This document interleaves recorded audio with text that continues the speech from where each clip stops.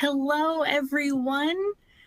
Welcome to tonight's My Journey webinar, The Roadmap to Success, Preparing Early for Your Best College Experience. My name is Nicole Wolf, and I'm your host for this evening. On behalf of everyone here at ACT, thank you so much for joining us. I am beyond excited to be joined by our incredible expert speakers tonight from CollegeWise. But before I turn things over to them, I want to cover some essentials to help you enhance your viewing experience for tonight's live event. First, you see a lot of widgets and tools on your screen. They're in every which direction around what is probably the video of me right in the center. You are in control of all of those widgets and tools, even the video part. They're resizable, they're movable, so please feel free to move them around, resize them to get the most out of your screen space, depending on the device you're viewing this webinar on. A copy of the slides that our presenters will be going through is in the resources tool, as well as some other handy items to accompany this presentation and for you to reference long after it's over. This webinar is being recorded, and it's going to be sent to the email address you registered with in about 1 to 2 weeks. Also, for the best viewing experience, I'm sure we all know by now that webinars eat up a lot of internet bandwidth. So using a high-speed and stable internet connection, close any programs, browser sessions running in the background that could cause issues will give you your best optimum experience. So that means no streaming devices, no other tabs open. Trust me, it will help a ton. If you find that everything is still lagging or the sound stops working, you can try refreshing your screen. And you can also try a hard refresh, which is pressing Control F5 on your keyboard. If you're struggling with anything throughout the webinar, please check out the help tool at the bottom of your screen. And finally, if you need a refresher on any of this information I've mentioned here, there's a handy dandy little, what we like to call a housekeeping slide right underneath the media player. So be sure to refer back to those tips, especially if your video or audio cut out at any time. That slide is going to remain visible throughout the entire presentation. Okay, I'm ready. I hope you all are ready too. At this time, I'm going to turn it over to my friends at CollegeWise so that they can share their expert tips and get you ready for the college experience. Nicole and the full team at the ACT, thank you so much for this warm welcome. We're so excited to dive in. We're going to be talking about how you can best prepare to make the most out of your college experience. I'm going to introduce CollegeWise and who I am and the other speakers. But first, we want to know a little bit about you so we can really tailor a lot of what we're talking about. So I'm going to be launching 2 polls right now. The first one, we want to hear about you. So we're asking, are you a parent or guardian, a student, a parent, guardian, and student together, perhaps over the dinner table, or a counselor and educator? So please press the answer and then make sure you hit the submit button as well. And then we are going to be sharing the answers. It looks like about 14% of people have submitted so far. So I'm going to give it another 10 seconds or so before we switch over and see if we can get those numbers up. I'm curious to see who's joined us. All right, so a lot is trickling in. Let's give this 5 more seconds.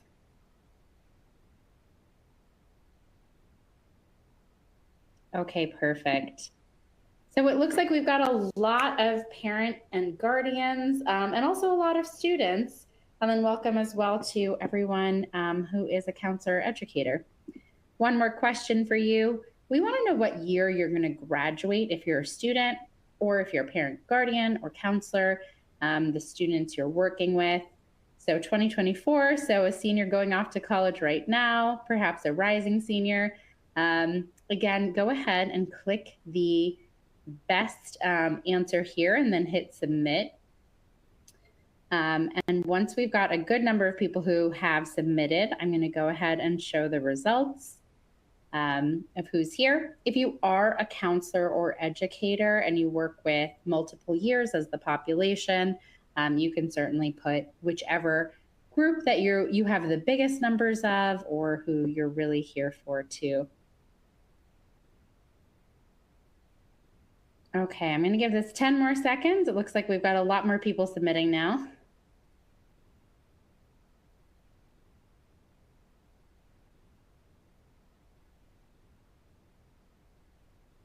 Okay, let's see. So it's mostly our juniors who are going to be rising seniors, class of 2025. That makes sense. You're probably thinking the most about how to maximize getting ready for college because it's quite close for you. Okay, now I'm going to go ahead and introduce who we are. So college-wise, I'm going to start with our mission. So we have a very strong philosophy on wanting to be the most trusted source of information when it comes to all things preparing in high school and deciding on your post-secondary journey, whether that's college or figuring out the right path for you. So what does this mean exactly?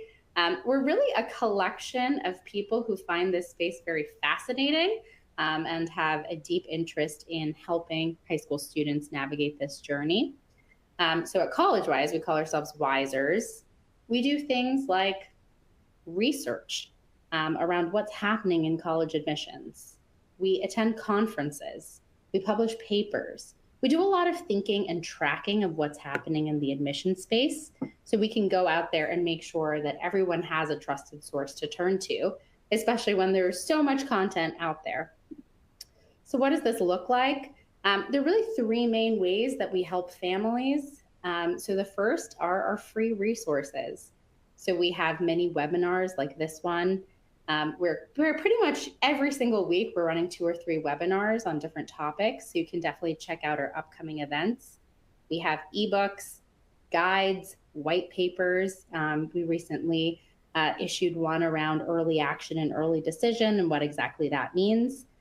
So check out our many, many free resources that are out there.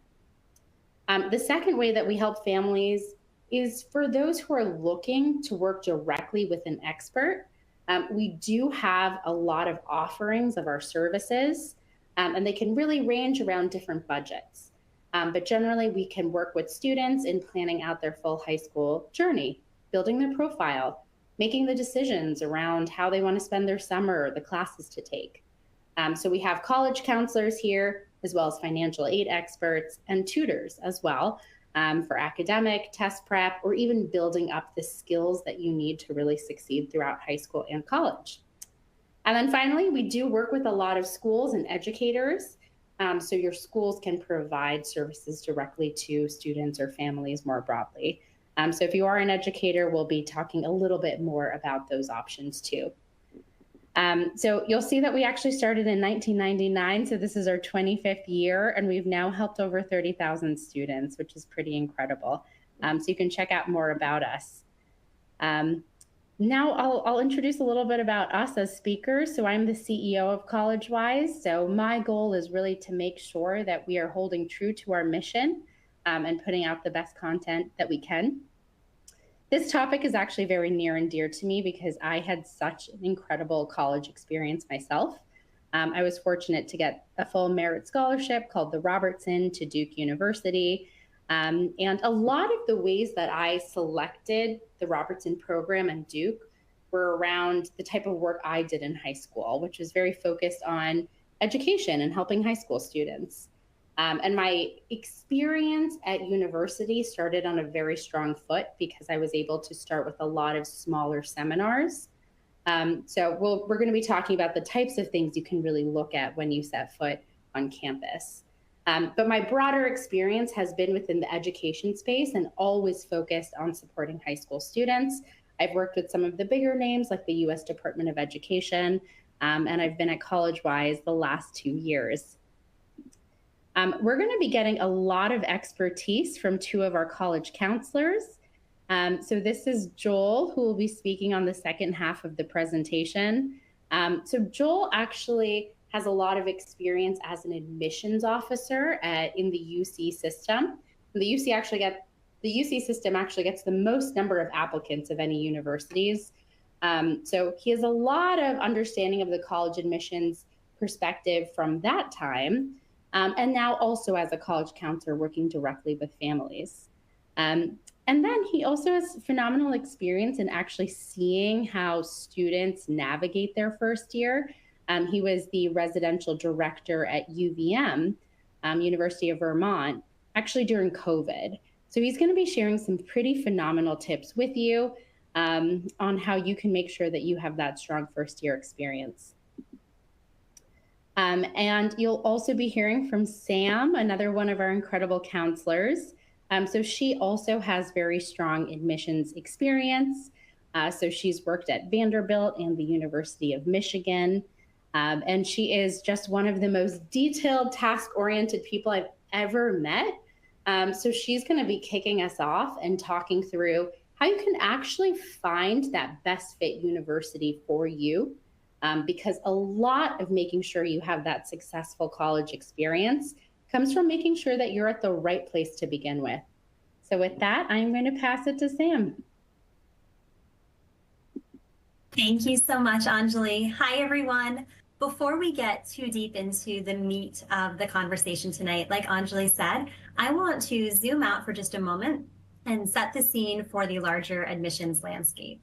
So some of you might know this. For many of you, I think this will be a surprising and maybe even an intimidating number that there are over 4,000 colleges and universities in this country alone. Now, when I talk to students, especially in our early conversations, and ask them to name or list all the colleges that they've heard of, they might give me 10 or 15, 20, maybe some more. And these are usually schools that they might be familiar with because they're in their backyard, they have that geographic proximity, or these are schools that their parents went to, friends of friends, or they're seeing these schools in the media and the news headlines. And what I think drives some of that stress and anxiety that I hear from families, especially around those schools that they're reading about or hearing about in the media headlines, is that it's impossible to get into college these days. No one's letting anybody in. It's harder, it's more selective everywhere. And that fuels a lot of the frenzy, but I always want to remind students that yes, there are some schools that have become more selective over the years, but those represent a very, very small slice of the larger pie. And in fact, most colleges accept most students who apply. So the selectivity rate that I'm actually more interested in isn't the admit rate of X school or Y school. It's actually the one that you, the student, are in control of. So over 4,000 colleges to choose from, you're going to pare that down to a list of 8 or 10 or maybe a dozen schools that you are hand selecting that have the privilege of getting to know you as a person and as a student through your application. Think about that selectivity, right? And as your counselor, it's really my privilege to be on this journey with you to help introduce you to options that you might not even be aware of right now, and to help kind of parse through those options to ultimately arrive at a list of schools that are going to be a great match for you.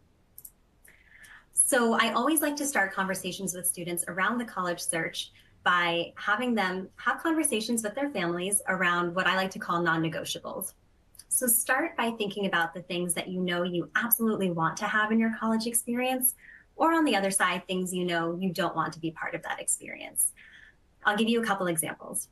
I have a student this year who was applying to biomedical engineering majors that had a concentration in tissue and cellular regeneration. Okay, very, very specific. She didn't care where the school was, if it was in a big city in the middle of nowhere, if it was a small liberal arts college or a major research university. She was really zeroed in on that specific academic program, and that dictated her entire search process. I have another student who, for various physical and mental health reasons, needs to stay within about a 90-minute radius of her home, and that really drove her search process. So start to talk about and name those parameters that are going to dictate your initial search process. And once you get beyond those non-negotiables, then you can move into the things that you don't have to have, but might be nice. That could be a club sailing team you want to join, an orchestra that you can be a part of as a non-music major, whatever that might be. I also want to remind students that very rarely, if ever, are you going to find a school that checks every single one of your boxes. I loved my college. I had a great experience. Was it perfect? No, absolutely not. But that doesn't mean it wasn't a great fit for me. More often, what happens is trying on a college is kind of like trying on a pair of jeans for the first time. At least this is my experience. When I pull on a new pair of jeans, it usually feels really stiff, uncomfortable, doesn't quite feel right at first, but after many wears and many washes, it becomes a lot more comfortable and kind of molds to my shape. And that might happen for you. And if it does, not only is that okay, it's a very normal, very typical part of this process. Remember, this is a process of mutual selection, working to find schools that you think are a great fit for you and your unique needs. And I guarantee you, your needs are going to be different from every other student's on this call and in this virtual Zoom room right now. As students build their college list, here are some of the really important things to keep in mind, no matter if you're at the very beginning of your search process or really developing that final list. We talk so much about creating a balanced college list, meaning I want students to have reach schools as well as target and likely schools on that ultimate list. I want you to stretch yourself and really shoot for the moon for those schools that you know you love. I also want you to make sure that you have target and likely options so that at the end of the day, you're going to hear yes more than you're going to hear no. Ultimately, I want you to be able to make a decision. I want you to have options so that college decision isn't being made for you. Again, this comes back to you having ownership of this process. You can absolutely attain a balanced college list with 8 to 12 schools, and I've seen it done in even fewer than that. One of my biggest pieces of advice to students is to start and approach your college search process by being really detail-oriented and taking specific notes about the things that you like or even don't like about a school. So start to write down things like, I'm really excited about taking this class, or here's a student organization I would love to join. The reason that this is a gift to your future self is that months from now, summer, fall of your senior year, many of these colleges are going to ask you supplemental essay questions like, hey, why are you applying to us? Or why are you interested in this major at our campus specifically? So if you've already done that legwork in your college search process, it's actually less time and effort you have to scramble to find as you're writing those essays. You've already done the work of noting specifically the things that you like about a particular school. So think about it as a way of helping your future self. You probably won't start with an initial list of 4,000 schools, but even if it's 40 or 50, I promise you over time, naturally, as you dig into more detailed and thoughtful research, that list is going to narrow down very naturally. I also want to relieve students of this pressure to feel like they have to find this one singular perfect school or a dream school. Like I said, I loved my college, and I think it was a wonderful match for me. But I know that I would have been happy at a number of other schools too. And I promise that there are so many schools that you would be deliriously happy at, that you would thrive at and be successful at. So try to release yourself from that pressure of just finding one singular school. And then I mentioned this earlier on the previous slide, but if affordability and cost is part of your search process and one of those defining parameters, make sure that you have those conversations early, again, as a family, so that you can avoid any unpleasant surprises as you get deeper into that search process. Now, so far I've talked a lot about what a student might be looking for in that college search process. So I'm going to flip it and talk a little bit about what colleges are looking for. So all the factors that you see on the screen right now are part of what we call a holistic admission review, meaning these are all the factors that colleges are looking at within the context of one another to assess you as a student, but more importantly, as a whole person. So in many cases, when you're going to college, you're joining a residential community where you are learning and living alongside other students. So if you were just looked at by your GPA and a test score, those two data points, you could be sorted by an Excel spreadsheet. And to be honest, there would be no reason to have admission counselors. So what Joel and I did before we came to CollegeWise, there would be no reason to have admission officers like us. But you are so much more than just that number and just that data point. Certainly the academic foundation of your application is the most important piece. The classes you take, how you challenge yourself, how you perform, and how you demonstrate that intellectual curiosity. But it's not the whole picture. So colleges get to know you as well through the eyes of people who know you really well, like your teachers and counselors who see you almost every single day. They get to know you through your activities, which are a reflection of your values, how you spend your time, as a way to show colleges how you might plug into their communities and where you're going to make your impacts and your contributions. And also through your own essays, how you pull back the curtain and let a college get to know you better and hopefully get to learn something about you that they're not going to learn from another part of your application, right? So all of these pieces are looked at together. Now, what you notice is not on the screen are specific skills like ability to prioritize tasks or ability to meet deadlines or initiative. But I'll tell you, all of those personal skills that you develop without even realizing it manifest themselves in just about every aspect of your application. So for example, I have a student this year who is really passionate about recycling.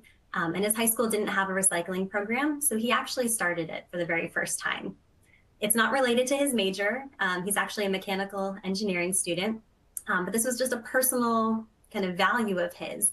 He looked around his community, saw a need, he saw a hole, and he filled it without being asked. And that, to me, demonstrates a lot of initiative and leadership and ability to rally others to his cause. I have another student who wasn't able to fit AP macroeconomics into her school schedule during the year. So she opted to self-study the subject herself outside of school and sat for the AP exam. To me, that demonstrates a lot of time management and resilience and desire to go beyond the confines of what's available to her in the pursuit of discovering and seeking new knowledge, right? So all of the different ways that you kind of shape your character and your personality in and out of the classroom, these are things that make you who you are as a person, a learner, a thinker, and just an overall community member. And it informs how you make connections, the decisions that you make, academic and otherwise, which again are going to help you be even more successful when you get to college. Now, a lot of those skills that I just mentioned, you're probably used to them showing up in your academic work and your school lives, but you might be surprised at the different ways that they can show up even in the college search process. So CollegeWise has a really phenomenal success skills program. I've had a lot of students go through it and it has helped them enormously, so I always recommend it. But I talked to my colleague who oversees that success skills program, and these are some of the skills that he said he consistently sees and works on with students. So things like setting goals and deadlines. This is important in any capacity. So certainly when you're studying for tests in school or you have an assignment, homework, you're thinking about that end goal, that big deadline, the date by which it's due, right? But if you only focused on that date and if you saved all of your time and energy for the day before or the day of that deadline, I think you're going to be in some trouble. So I've never pulled an all-nighter in my life. I've had some students who have. They tell me it's really not fun and I don't recommend it because think of the stress that comes from scrambling at the 11th hour to meet a deadline. I promise you, even if you can start and finish and submit an essay on time, doing it the day it's due, it's not going to be your best work. I promise you that. And I also promise you, you're going to be way more stressed than you would have been if you had set those earlier deadlines and made it much easier for yourself. All of that is in service of project management, which is essentially taking bigger goals and breaking them down into smaller, more manageable chunks. So think about this as an example. How many of you have sat down to write an essay for school and you're staring at a blank screen or a blank page, which I'm probably dating myself by saying that, but you're staring at this blank screen and the words just flow from you effortlessly. Maybe that's happened for you. It actually has never happened for me. And I say that as an English major who loves to write. It's still never happened for me. More often than not, what happens is it's a multi-step process of first brainstorming ideas, organizing your thoughts in a document, maybe by theme or subject, then filling it in with your specific details, your key points and evidence, and that will evolve into a coherent essay or an argument, right? It's a multi-stage, multi-step process. So if you chunk out your bigger tasks into smaller bite-sized pieces and you meet those milestones regularly, I think it's going to be more efficient, but it's also going to be less stressful. So whether that's an essay that you're writing for school, if it's an essay that you're writing for your application, or really anything else, being able to see the bigger picture and break it down into those smaller pieces is going to help enormously. Now, something you might not think about being important is understanding your unique learning style. So think about the way that you currently prepare for your tests or your quizzes. You might be someone who takes a lot of notes and then has to recopy your notes over and over again to really internalize that information. This was true of my best friend in college as a psychology major. Or you might be someone who really learns best by recording yourself giving a speech and then playing it back. That's actually how I practiced for a lot of my admission presentations early on in my career. So you might be an auditory learner, a visual learner. You might like to make PowerPoint presentations and express your creativity that way to learn a new concept. Or you might be more prone to color-coded spreadsheets, which is also my personal MO. Whatever that is, when you tap into your unique learning style, whatever helps you internalize information, hold on to it, apply it to other areas, is going to make your academic work, your college-related tasks, and other things so much more efficient. And it's a skill that you have to identify early on in order to be able to keep improving upon it throughout school. All right, so I've talked so much about high school, but now we're going to connect the dots to talk about why this is important in college. So everything we've just talked about, whether you've noticed it or not, shapes who you are as a person, like I said, as a thinker. And the more that you practice and hone these skills in high school, the more successful and more confident you're going to be when you get to college. So once you focus on those specific questions you have, the things that really light you up, and you follow those academic and non-academic sparks, it's going to lead you to a school that is going to be a great fit for your specific needs. So let me connect the dots a little bit more clearly for you now. These skills that you see on your screen are some of my favorite things to talk about, even though students don't always recognize them as specific skills to learn or like muscles to exercise, but they really, really are. So curiosity might show up in high school in an elective class that you choose to take after you've focused on your required classes, of course. Let's say your high school offers a journalism class and you've always been curious about it, don't really know what it is, not sure you're going to be a communications or an English major, but you want to take a risk and try it. Maybe you love it, maybe you decide it's not for you. Either way, it's a really valuable experience. When you get to college, you are going to have hundreds, and I mean hundreds of classes available to you, more choice than you've ever had in picking your classes. So let yourself be open to discovering new things that you didn't even know existed, or taking a chance and a risk and following a curiosity and seeing where it leads you. I took a philosophy class my first semester in college to satisfy a general education requirement, and I had no idea what philosophy was, to be honest. I ended up loving it, and I took a philosophy class every single year after that. So take those risks. You might be really surprised at where they lead you. Time management, like I've said, is so important. Own your schedule, self-regulation, set deadlines, really be kind of disciplined about how you spend your time. Because again, when you get to college, you're going to have a totally new schedule. Right now, many of you are used to being in class, probably from 7 a.m. to 3 p.m. or so every single day. But when you get to college, you're taking fewer classes during a semester. So you might have days where you have one class or two, or maybe none. So what do you do with your time when you wake up? It's a day you have no classes. How do you spend your time? How do you have the discipline to decide, this is my study time? If I work my day out like this, I'll have time to go to practice later. Really owning your schedule and making sure that you have that time management skill is going to be incredibly, incredibly important. So again, being able to build on that now, especially in your very, very busy packed lives, is going to help you be even more successful when you get to college. Taking initiative in high school could look like raising your hand and coming in early for extra help if you're struggling in a class. This is something that's really important to build now and to get more comfortable with, because when you get to college, it will be challenging, it will be rigorous. It's meant to feel harder than high school in many cases, And I don't want students to feel like they're the only ones who have a question or that they're the only ones who are struggling. I guarantee you in any class you're in, if you have a question or you're not understanding something, I promise there's at least one other person around you who has that same question. There are so many resources and support services to help you be successful in college.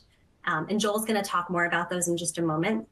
The difference is it might take a little bit more self-advocacy and initiative for you to raise your hand and say, hey, I could use a little extra help with this, or to talk to a professor during office hours to go over a tricky subject in class.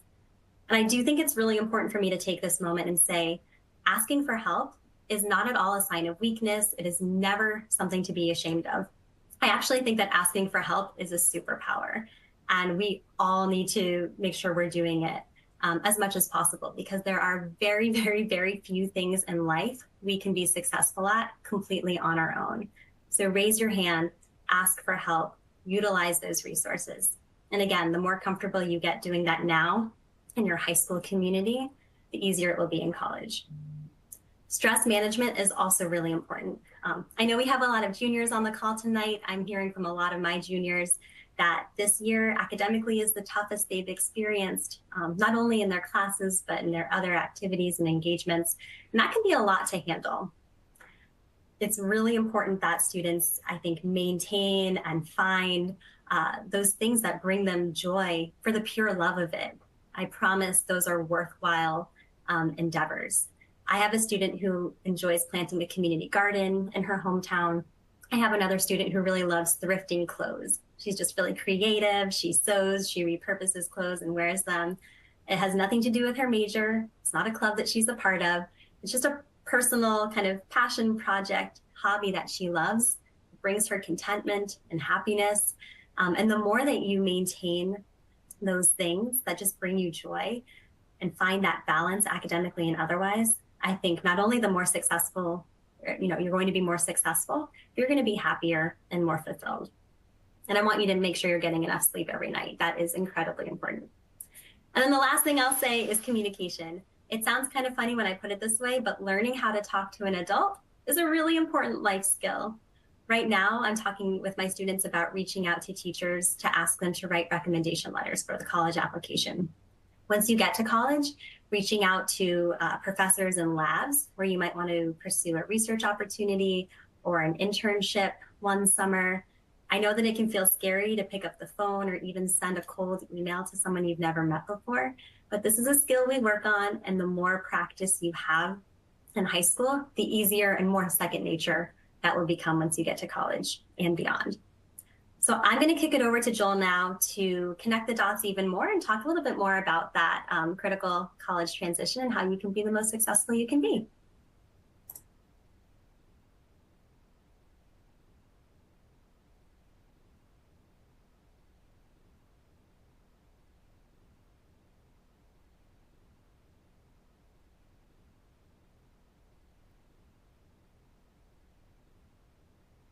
Joel, I think you're on mute.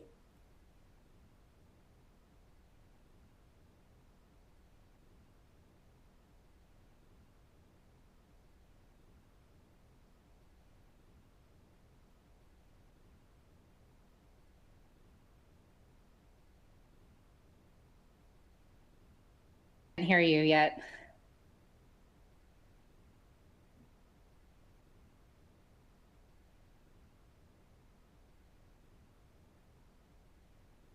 Not yet.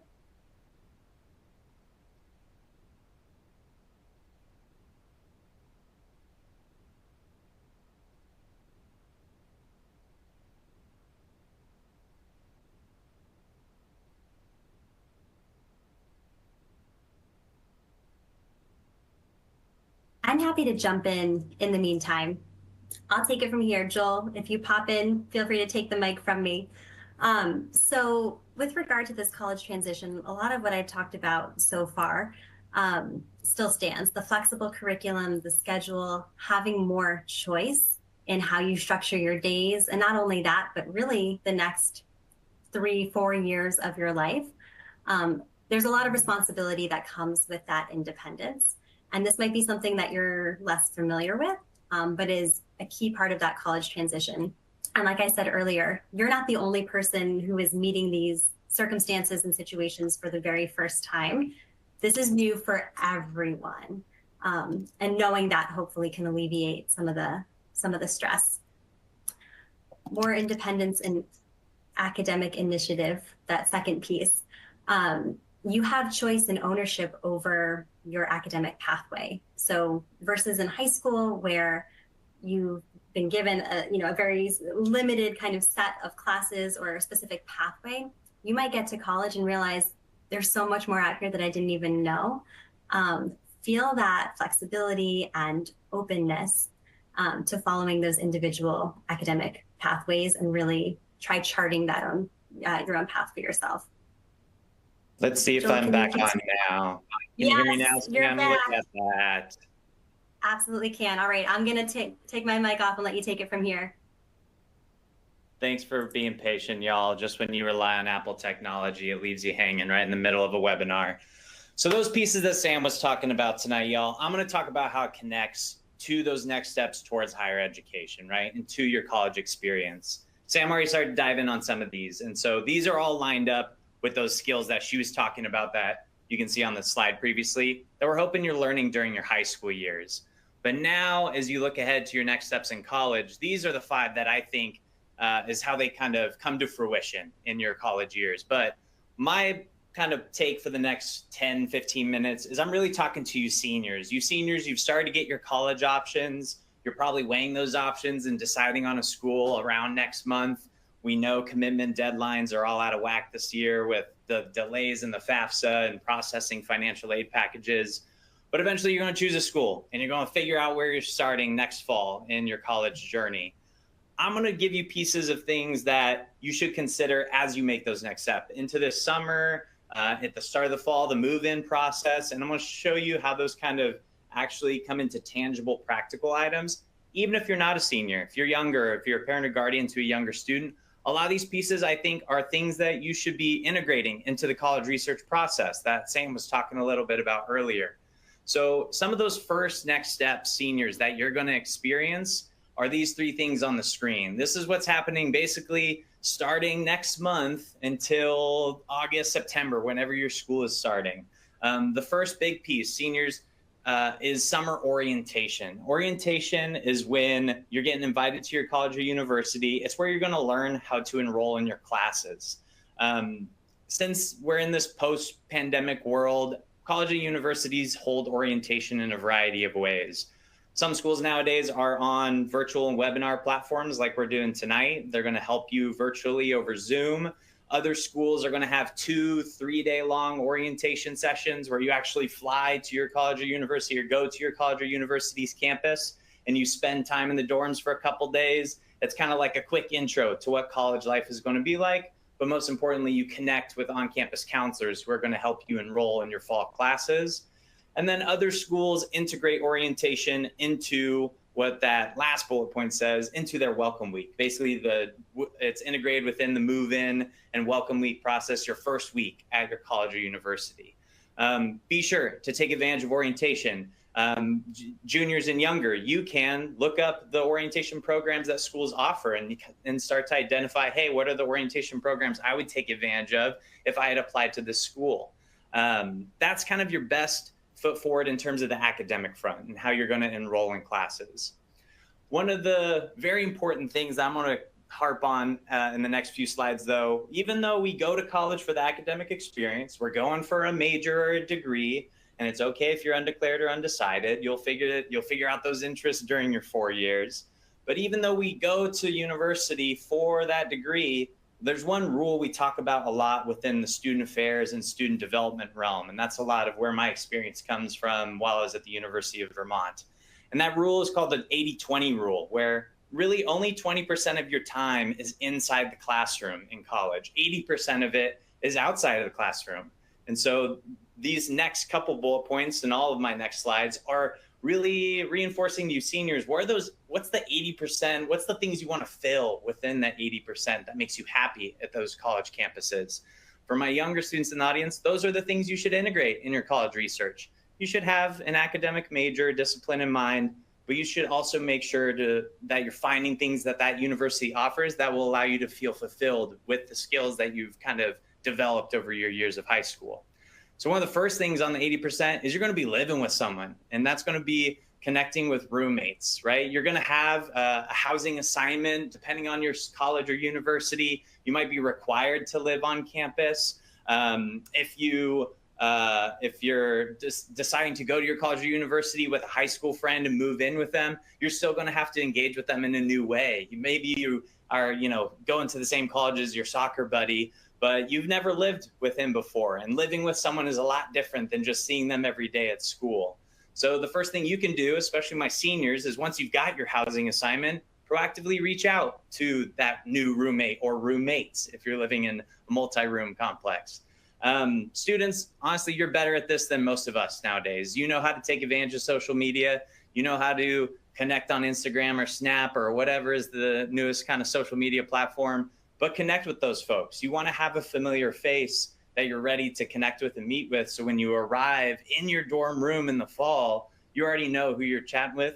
You can plan ahead and figure out who's bringing the TV, who's bringing the mini fridge, who's bringing the microwave, who's bringing the posters. But that's going to allow you to start to feel connected to your college or university experience. And that's a good step forward as well. And then that last bullet point, kind of already alluded to it. Universities and colleges across the country are always going to be holding some type of welcome week, an activities fair, sometimes called the club fair.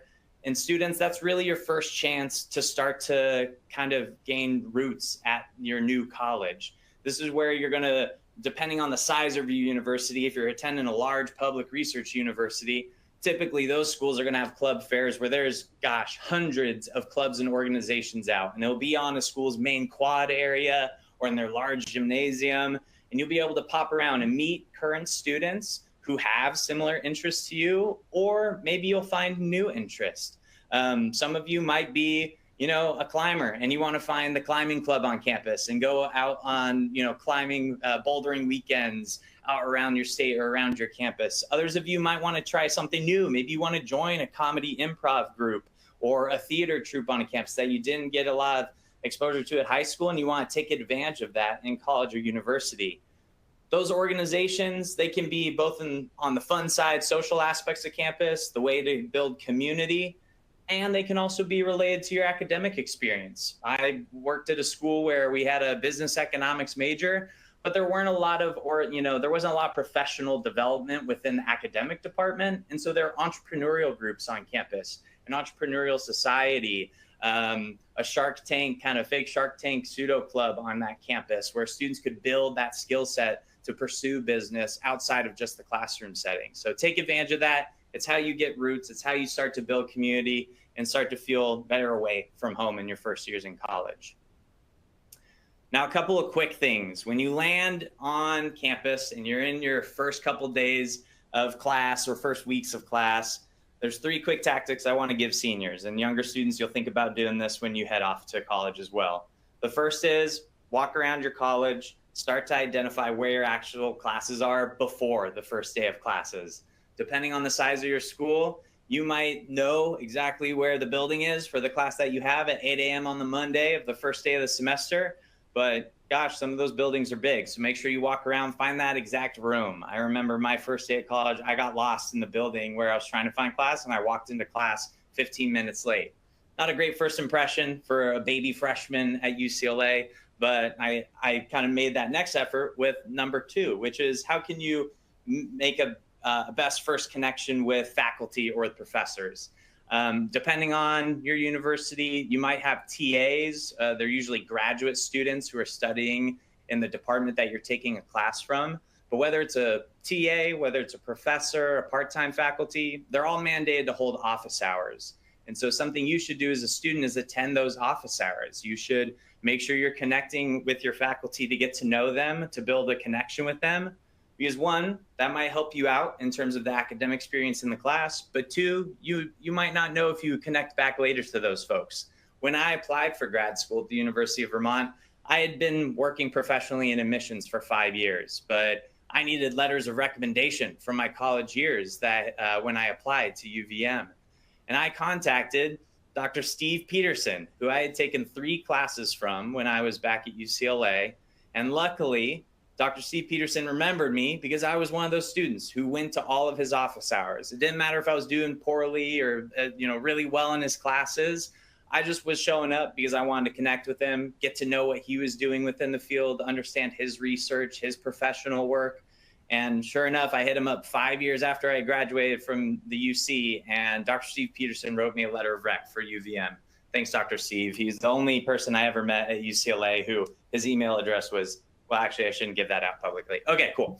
And then last but not least is self-studying. It's that piece that Sam has told you all to keep in mind if you're in high school. What are those time management skills you're building up to make sure you're studying well, you're performing best in your classes? But that is very true when you come to college or university. Just like I was saying, the 20% rule is that you're only inside the classroom 20% of the time. You might have an intro to biology course that's only Monday, Wednesday, and Friday from 9 to 10 a.m. But that's not only the only time you should be dedicating thinking about the intro to bio course. You need to be doing that self-studying outside of the class as well. So create a schedule for yourself, build that up, because a lot of colleges and universities, depending on the class, a lot of your course grade could be reflected just on a few exams, on just a couple papers in the class. It's not going to be able to be buffered by what you've experienced in high school with extra homework or extra credit. So participation grades, a lot of that doesn't exist in college. So keep that in mind. You want to build those skills up now to make sure you've got those self-studying skills when you head off to university. 2 more slides for me, and this is a really important one. This is the one I think I'm talking about a lot with my seniors right now as they're deciding where to head to school. Sam talked about making sure to find balance, but the thing I think about is mental health and wellness for students when you head off to college. College is hard, y'all. Doesn't matter where you go. You might be admitted to your dream school, but that transition is still tough, right? Being admitted to a school is not the end game. You still got 4 more years to work hard and get that degree from that college or university. So one of the things I talked about a lot with students when I was working within the residential facilities at UVM was how to combat homesickness, how to make sure you still feel supported and that you have a community when you're in college. That's why I was naming all of those various tools that students can take advantage of to take their best steps when they arrive at a college or university, because you want to make sure that you feel connected to that campus as you transition during a pretty challenging time. We've put a couple tactics up here that students can take advantage of. I'm going to expand on one of them on the next slide. But certainly the farther away you go from home, it's a very important consideration. I'm talking to a couple of those seniors right now where they've been admitted to a great school just a couple hours away from home, and then they've been admitted to one across the country. And we've weighed the pros and cons of, hey, what happens when you're in your first fall of college and you're very far from, you're going out of state, you're a whole plane trip away, and you've got to decide, hey, do I come back for the Thanksgiving holiday for just 4 days before I have to go back to my college and then take finals in 2 weeks? Some students, that's the first decision they got to make when going back home. And so a lot of times as a first year, you might do that because you're missing home. You want to go and connect with your home community, your parents, your guardians, your friends, your siblings. But often the older you get at your college or university, you might make those trips back home less frequently the farther away you go. So keep that in mind. We want you mentally well and healthy when you go and navigate through university. And how you're going to do that is through a variety of resources. We've touched on a couple of these over the course of the presentation, but these are the 4 that really come to mind to me. Academically, you've got to tap into your academic advisors or your counselors at your college or university. Depending on the size of your campus, you might have different counselors for different parts of your academic experience. You might have that college counselor who's in charge of making sure you graduate. You have the minimum amount of graduation units and GPA from your college. You might have a departmental counselor who's in charge of making sure you're completing your major prerequisite coursework and moving along through your degree to make sure you graduate in time. I'm looking at you engineers who often have a lot of graduation requirements for your engineering majors. For a lot of you, you're going to college because you want to make sure to have a job after college. Go to your campus's career center. The career center, their #1 piece of feedback at pretty much any university or college is they wish that they talked to freshmen and sophomores in college instead of the seniors. Usually they're getting the seniors the semester before they graduate saying, hey, I need a job next year, but I haven't had any internships or any professional development. So career center counselors, they definitely want to start to work with those younger kiddos earlier on. We've talked about mental health support services, but those services are growing at a number of college campuses around the country. Know what you need in terms of mental health and support. There's going to be professionals at a majority of those universities, but juniors and younger, include that in part of your research. If you know you're someone who's going to need some resources on campus to navigate the stress of college, be sure to connect with those, make sure that those mental health folks and counselors are available at that university. One of the surprising facts I found out while in grad school is that we often think that the hardest part of the college transition would be stress management, is learning how to study, is taking much more rigorous courses. But the number one thing that we heard students needed in those mental health support services was actually connection, right? Was relationships and making sure they felt a sense of community at the college they were attending. And then last but not least, we've already talked about that a little bit, but student life, right? Just getting connected with peers at that university. You want to find folks with similar interests. You might have new interests that you want to explore, but make sure to connect with student organizations, with academic or clubs that will help you along in your trajectory in terms of the major you're trying to graduate with. But a lot of that, seniors, you can look at your options now. I saw a great question in the chat about, hey, I've got 2 to 3 options. My students considering these, they're all pretty similar. Really dive into those specifics of what the campus offers for what your student needs. And that really reinforces everything that what Sam was talking about at the beginning of this presentation as it relates to college research. All right. Thank you again for the presentation, Snafu. I'm gonna throw it back to Anjali and we're gonna make sure we get to some Q&A. Wonderful. Thank you so much, Sam and Joel. I've learned so much just listening to you right now. As Joel mentioned, we do have time for some questions and answers, and I see them pouring in right now. Quite a lot of questions are actually a bit more about college-wise or things that we can help support with. So I'm going to spend 1 minute to wrap up our portion of that, and then I'm going to start feeding questions to Sam and Joel. So if you are interested in learning more about college-wise, I see questions on what exactly we offer, how we can help, budget questions, all of that. So we do have a lot of options, like I mentioned. So you can work with a dedicated counselor throughout high school, especially if you're a junior, if you're navigating, figuring out that right fit university. Or if there's a certain portion, like the success skills piece, you really want to get better at some of these soft skills that Joel and Sam mentioned. We actually have some smaller programs that'll be tailored to that. So what we're going to do is actually release a poll. And if you're interested in one of those programs, we will reach out to you. Now, I also see a ton of questions that are just about topics that you want to learn more about. If you're a first-generation student, how do you navigate the college application process? How do you find the right fit university? How do you approach financial aid? These are all a lot of topics that we have covered through our resources. So I highly encourage you to check out our website and our upcoming events in particular. We actually have one that's going to be later this week on selecting your major in college. I see a lot of questions about that. So you can see what's there. Of course, there's a lot of stats about us at the bottom here. The one I'm most proud of is that 9 out of 10 of our families go on to refer us. So we're very grateful for that. So I'm going to go ahead and launch that poll. So the first question, if you are interested in having us contact you, go ahead and select A. And then one of our team members will contact you and talk about the program options. They all depend on what year you are, what you're looking for. So they'll chat with you about it. B, you might not be sure yet, but you want to understand a bit more about college-wise and get information.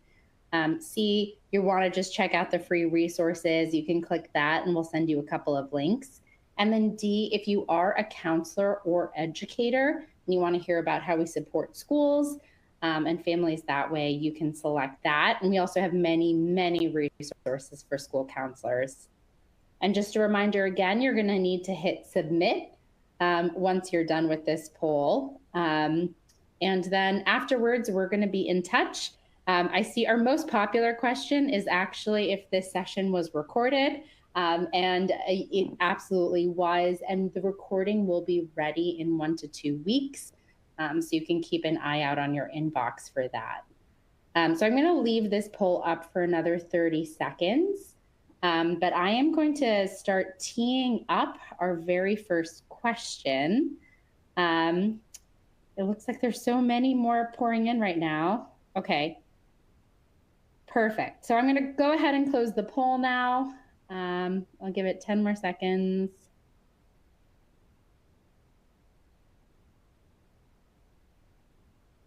Perfect.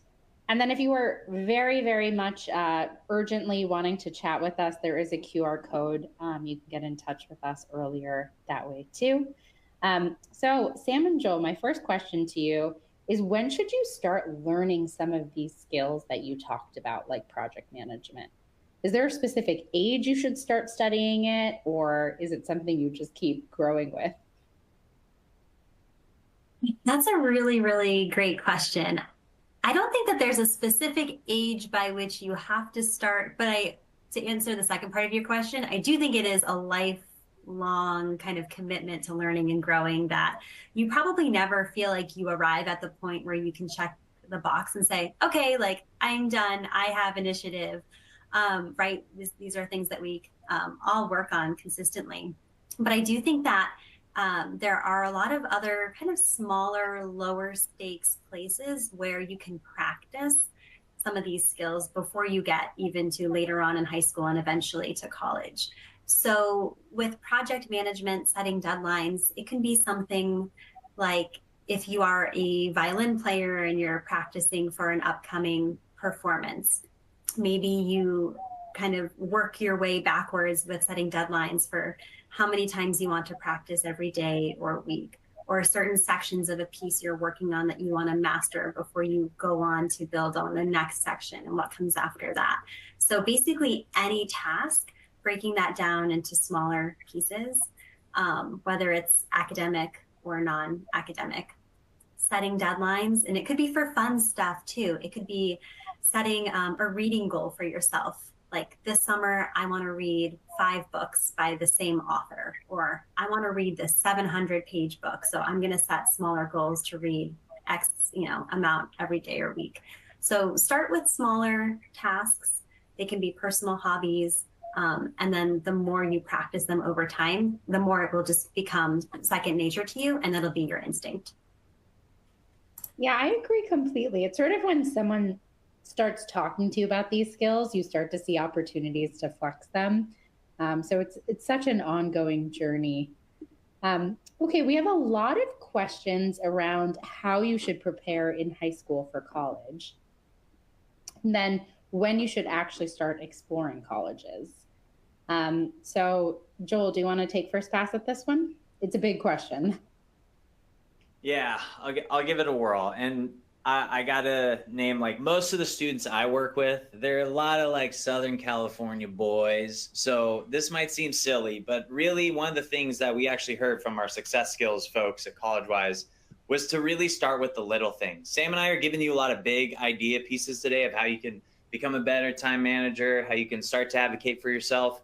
But for a lot of you on the call, for you younger students, I want you to look at your backpack, your school backpack, if you see it over there across the room right now.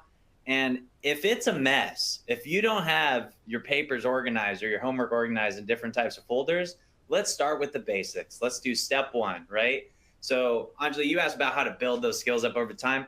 It always starts with the small things first, right? Starting to create a small routine of, hey, if I organize my backpack, I organize how I organize my homework and my assignments and what I'm going to study for. That's going to have high payoffs as you move through classes in high school. So I think a lot about the academic piece for my high school students. If you can connect with your teachers, those, and make sure you're building solid relationships with them, showing up to class well. I know you probably get assigned seats depending at the high school you're at, but making sure that you're paying attention in class, that's going to matter for later, because eventually you're going to need teacher recommendations and you're going to need to ask those folks to write about the ways that you show up in class. So there are some pieces in terms of building that skill set. Anjali, the second part of your question, and I'm seeing a lot of it in the chat, is refining a college list, right? I want to reiterate what Sam was mentioning. Lots of colleges and universities are going to offer very similar experiences, y'all. One of the things I tell students, I work with some students in the Pacific Northwest, and they go visit colleges, right? They get a chance to go visit schools, maybe outside state. And if they do a trip down to Southern California, I don't want those students to go and visit 4 UC campuses. Even though that's where I worked and I love the UC system, I don't want them to go visit just UCLA, Irvine, San Diego, and Santa Barbara. That's going to give you the same idea of a large public research institution. Sure, you could argue each of those UCs have different styles and feels and environment, but really what I want students to go do is visit different types of campuses. So you don't have to travel far to see colleges, y'all. You can usually find them in your backyard. And so if you're in Southern California, just as the example, that's a place I know well, you should go visit, sure, one UC campus, and then go visit a Cal State University, another public institution, but not as research driven. Then go visit a small private school like an Occidental in East Los Angeles, and then maybe a parochial school like Loyola Marymount University. Visiting different types of colleges will start to allow you students to go, hey, where do I see myself for those 4 years? Do I see myself at a massive school at a big UC with 30,000 students where I've got to really advocate for myself and I can kind of be a number at that campus? Or would I rather go to a Chapman University? That's, spans a few blocks wide, but I see familiar faces every day on my walk to class. So there's many ways to do that and refine that list. But the first is really, I think, taking those steps on a college campus, trying to see if you can see yourself first. Perfect. And I think you actually answered several other questions with that as people are thinking about how to narrow down their school list. Certainly visiting or exploring more helps you really think through it. We're going to do just one last question. So some questions on what are good extracurriculars or extracurriculars that look good on college applications. This is actually one I'm super passionate about, so I'll go ahead and answer. There is no right extracurricular. It's what's right for you. So a lot of what we encourage with our students is self-reflecting on the types of activities that you enjoy, the types of skills you want to build, or ones that you're really proud of that you have, and see how you can explore that more. So colleges actually, we have so many former admissions officers here at CollegeWise, and there is no right secret sauce. What they're looking for is a student who's engaging with the world around them in a way that feels very genuine, and exploring their interests. They're trying to make an impact on their community, and community can be a lot of different things. So I'd say be rest assured that there is no right path that you need to follow, so you can really explore what you are most interested in. And follow that throughout high school. Now, there's certainly things you can do to showcase commitment to an extracurricular. You can spend more time on it. The main portal through which you'll apply the Common App, it'll ask how long you've been involved with an activity. Is it all the way through high school? How many hours per week? Do you have leadership within any of those clubs? So there are things that'll indicate that you've given a lot to it. But again, you don't need to have, one art, one athletic, one music, anything like that you need to exactly follow. Perfect. With that, I am going to pass it back to Nicole from the ACT. Thank you so much, Anjali. And I just want to give a huge thank you to CollegeWise, to you, to Sam, to Joel. This information that you all shared tonight, it's just truly valuable and foundational for a successful college experience. I'm a first-generation college student. I wish I would have had a presentation like this when I was going through my college journey. So really thank you for being here to help support everyone on the webinar with us this evening, and as many will watch the recording at a later date. Before we say goodbye, I just have a few last items to wrap us up. Don't forget about the resources tool on your screen. If you closed or minimized, be sure to bring it back up. There's a copy of the slides and some amazing exclusive resources from ACT and from CollegeWise. And last thing, when the webinar ends, there's going to be a survey that pops up on your screen. We would be so thankful if you just took 5 minutes to fill out the questions. And that's just so we know that we are serving y'all as you are attending these webinars and bringing the best information and events that we can bring to you to make sure that we continue to serve you and to help serve those that serve students. So thank you again so much on behalf of ACT. Hope you enjoyed the event, and we will see you in the fall. Bye, everybody. Thank you.